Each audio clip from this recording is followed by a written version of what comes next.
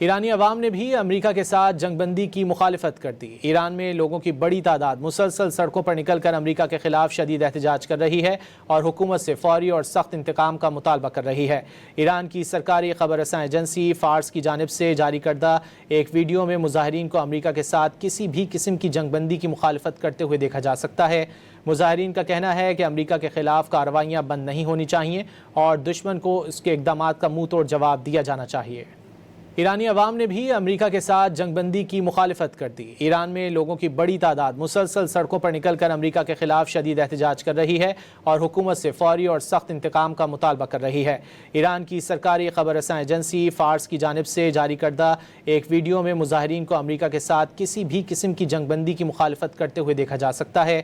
مظاہرین کا کہنا ہے کہ امریکہ کے خلاف کارروائیاں بند نہیں ہونی چاہیے اور دشمن کو اس کے اقدامات کا منہ توڑ جواب دیا جانا چاہیے۔